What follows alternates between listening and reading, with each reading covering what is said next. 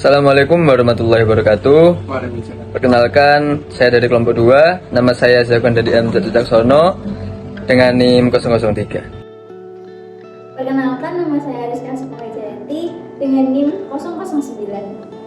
Perkenalkan, nama saya Rizky Oktaviani dengan NIM 015. Nama saya Ahmad Wintan Habibullah dengan NIM 032.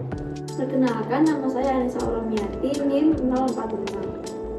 Perkenalkan, saya Angelina Setiadi, NIM 051. Kegiatan ekspor impor didasari oleh kondisi bahwa tidak ada suatu negara yang benar-benar mandiri karena satu sama lain saling membutuhkan dan saling mengisi. Maka dari itu dibutuhkan pertukaran barang atau jasa antar negara dalam bentuk hubungan perdagangan internasional untuk memenuhi kebutuhan negara tersebut dengan kegiatan ekspor impor. Hal ini menjadikan Indonesia sebagai negara pelabuhan dengan kegiatan impor yang cukup padat. Selanjutnya, keputusan Direktur Jenderal Bea dan Cukai nomor KIP-07-BC-2003 tentang petunjuk pelaksanaan tata laksana kepabeanan di bidang impor yang telah beberapa kali diubah terakhir dengan peraturan DJBC nomor P-42-BC-2008. Dalam melakukan kegiatan impor, Indonesia memiliki tata pelaksanaan yang cukup panjang. Kinerja pihak-pihak tersebut akan mempengaruhi lamanya waktu untuk proses impor suatu barang. Lamanya waktu dalam proses impor dari datangnya suatu barang hingga barang tersebut keluar dari pelabuhan dan dijual di pasaran akan mempengaruhi harga dari barang tersebut. Pelabuhan Panjang Bandar Lampung berada pada titik persilangan Pulau Sumatera dan Pulau Jawa yang didirikan pada abad ke-17 oleh pemerintah Hindia Belanda, merupakan urat nadi pertumbuhan ekonomi di Provinsi Lampung. Cabang Pelabuhan Panjang melayani kapal dengan berbagai jenis barang seperti barang umum, barang dalam kantung, curah cair, curah kering, dan peti kemas. Arus peti kemas tumbuh setiap tahunnya seiring pertumbuhan kegiatan industri, pertambangan, dan perkebunan di wilayah Lampung.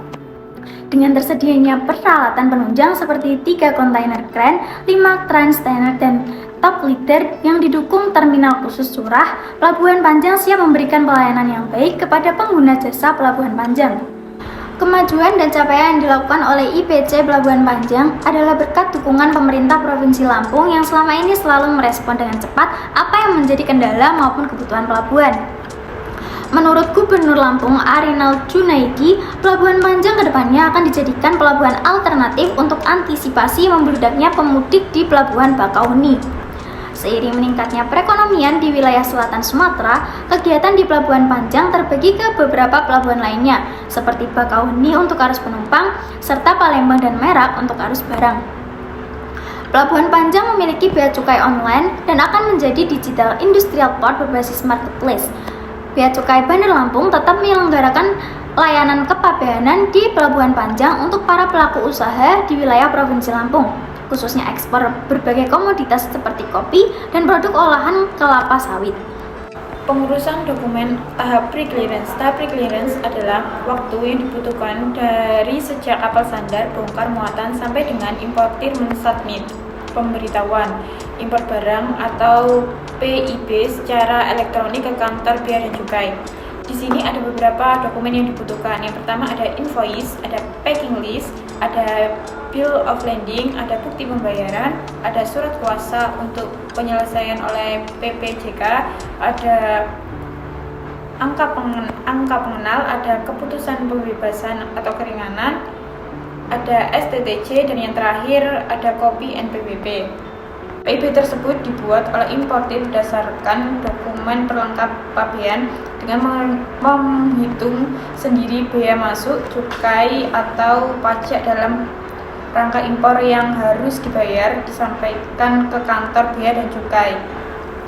Di dalam prakteknya, kepengurusan pembuatan PIB tidak dilakukan sendiri. Importir dapat mengusahakannya kepada pengusaha pengurusan jasa kepabeanan atau PPJK. Prakteknya PIB dapat dibatalkan. PIB melalui PDE dapat dibatalkan jika salah satunya, yang pertama, salah kirim, yaitu dalam PIB dikirimkan ke kantor pabean lain dari kantor pabean tempat pengeluaran barang. Yang kedua, penyampaian data PIB dari importasi yang sama dilakukan lebih dari 1 kali. Dan yang ketiga, pembatalan PIB dilakukan dengan persetujuan KA atau KPU BC atau KAKPP BC atau pejabat yang ditunjuk berdasarkan permohonan importir.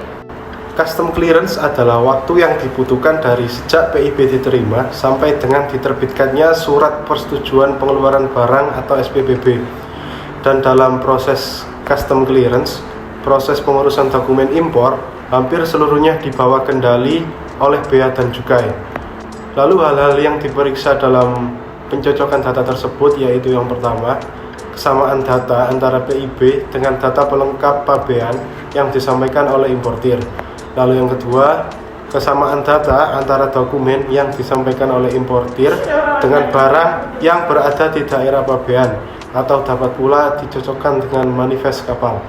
Yang ketiga, kesamaan jumlah pembayaran bea masuk dengan jumlah dan jenis barang. Kemudian, custom clearance dibagi dalam 3 jalur, yaitu yang pertama jalur hijau. Jalur hijau ini hanya dilakukan penelitian dokumen setelah persetujuan pengeluaran barang. Yang kedua, jalur kuning.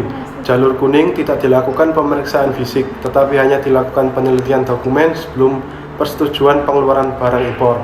Lalu yang ketiga, jalur merah. Jalur merah ini dilakukan penelitian dokumen dan pemeriksaan fisik barang. Selain ketiga jalur, masih ada jalur MITA atau mitra utama, prioritas, dan mita non-prioritas. Kemudian proses penelitian dokumen dan pemeriksaan fisik sangat menentukan dapat atau tidaknya barang keluar dari daerah pabean. Setelah melewati jalur pemeriksaan pengeluaran barang dan semua dianggap telah sesuai, Bea Cukai akan mengeluarkan surat persetujuan pengeluaran barang atau SPPB sebagai persetujuan pengeluaran barang dari daerah pabean. Kemudian pihak kantor Bea Cukai akan mengkonfirmasi SPPB tersebut kepada Bea Cukai Hanggar yang bertugas menjaga barang di daerah pabean di mana barang disimpan.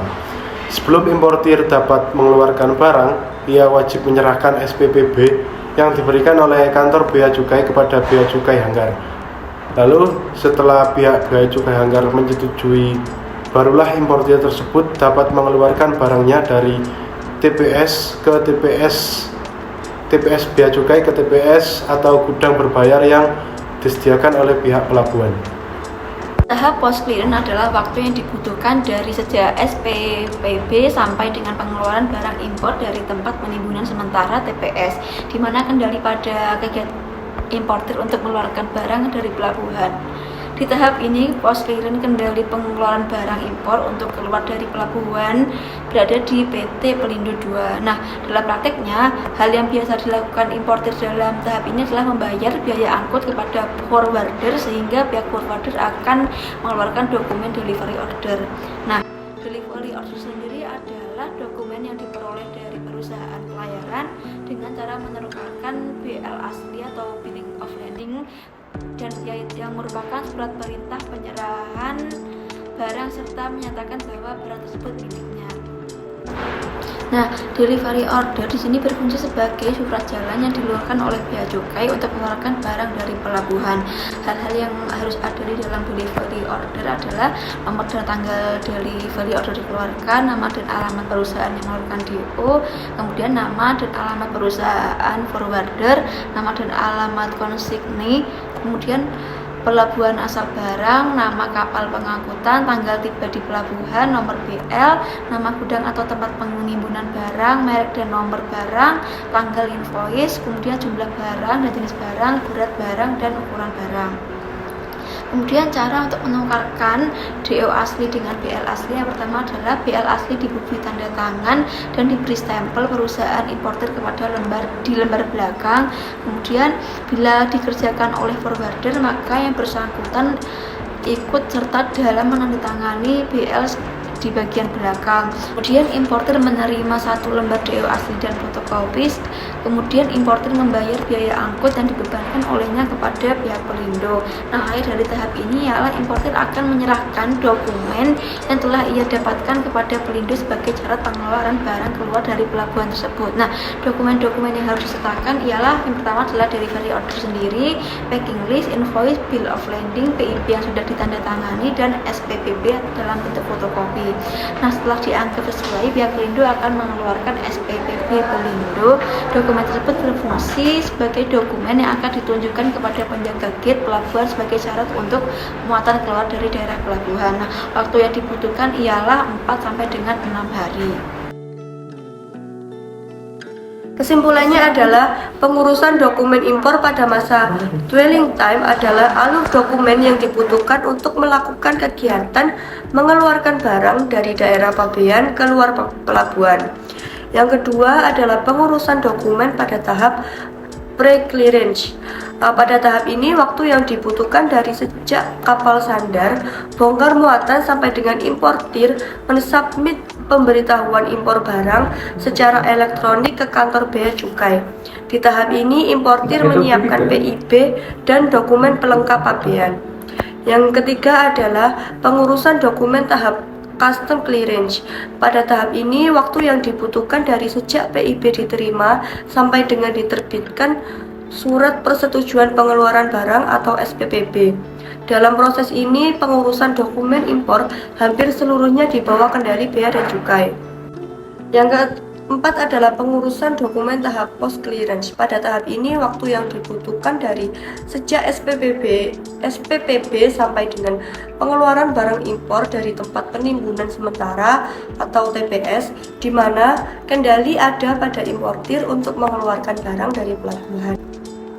Selanjutnya adalah hambatan dan solusi dalam pengurusan dokumen impor barang. Yang pertama adalah hambatan internal.